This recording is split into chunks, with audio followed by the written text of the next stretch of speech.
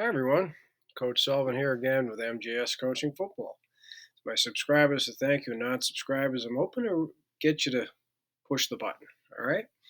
This past fall, I completed my 38th year coaching football, and I was a defensive coordinator. But over that time, I've also been an offensive coordinator, special teams coordinator, longtime head coach, and all of this at both the collegiate and high school levels.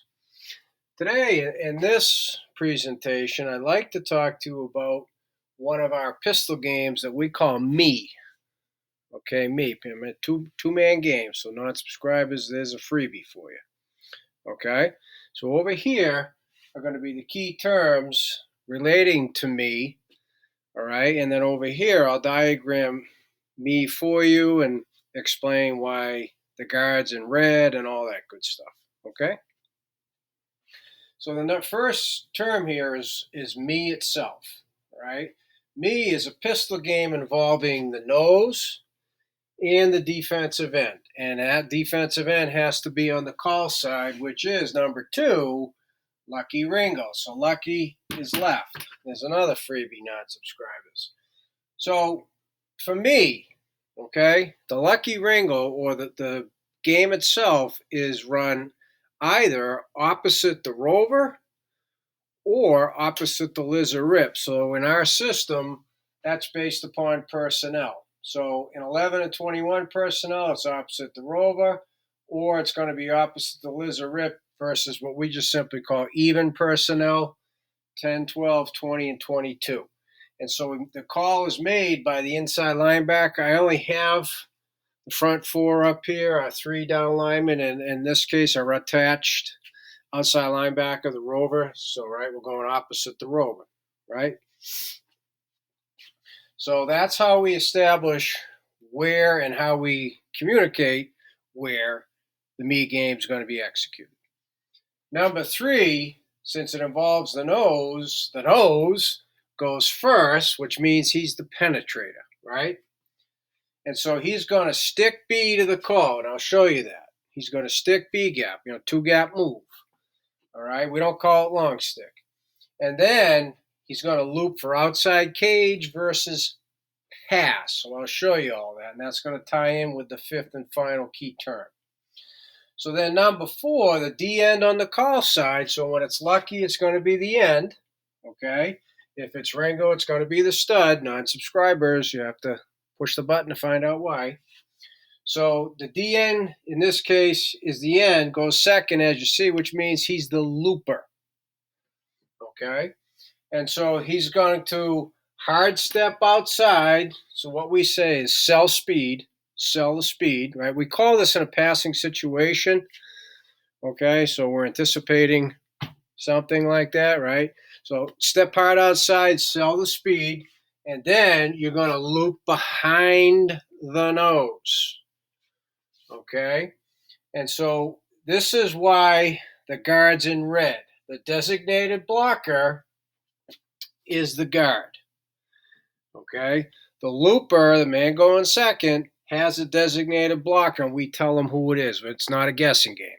Okay. And yes, you can vary it depending upon what you expect for protections and so forth, and then practice it and game plan it, or even make game plan adjustments. Okay. But for the purposes of this presentation, boom, done. It's the guard. All right. So now this is what the butt side rule is. Okay. If the guard is facing away from you or forward, you're in B gap. So this is what we tell them. It makes it simple. Okay. And you're in B gap unless. B gap unless. B gap unless. You don't want the kids thinking about every million scenarios. You're in B gap unless the guard's facing you. Then you're in A gap.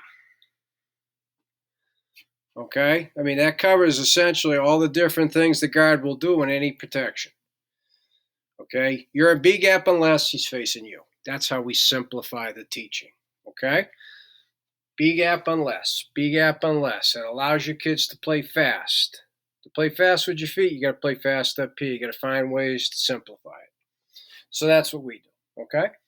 And so I mentioned earlier, loop outside cage versus pass for the nose, tying in with number 5. Well, here's number 5. You execute it first. So that means you execute me, no matter what. We call it execute it. But then react to the run second. Okay? So that's for both the nose and the DN. So what that means is he sticks B, the nose, and it's a run. He's not going to loop for outside cage. Okay, that's what that means. Execute it first, and then if it's you react to the run, so then you're not going to be looping for outside cage. And so you can easily drill that by mixing in scripts, run schemes when you call it. Okay? So now over here, let's bring this thing to life. So the call is made. Lucky, lucky, lucky. The end knows he's in it. I'm going to first, since he goes first, show you what the nose does. So the snap of the football, stick, two-gap move. His aiming point is the near fin or inside hip of the offensive tackle. Okay? So let's just say now, for the sake of discussion, it is in fact the pass. Okay, so the tackle's there, and I'll cover the designated block of the guard next. Okay, so he sees the pass set as he's ripping up the field through the inside hip of the tackle, right? He's working outside cage. Now, if the quarterback is here and he's got a chance to sack him because nobody blocked him, he tries to sack him. Okay, just to answer that question. So now the defensive end, right? Step hard, sell outside, right? Speed, speed, speed. And then he's going to plant on that outside foot. Okay? So now I want to do it in blue so you can see it. Okay, so now is the designated blocker, right? B gap unless. So let's say he's doing that. Let's say he's facing forward because he's double reading, inside linebacker first. Okay, going behind the nose. So the nose got to be quick. If you have to substitute, you substitute. Okay? I mean, it's a situational call anyway, so the situation's kind of tipping hands. What's going on? Their personnel will match the situation more likely than not. So, okay, don't worry about any of those things. Right, he's first. He goes behind the nose.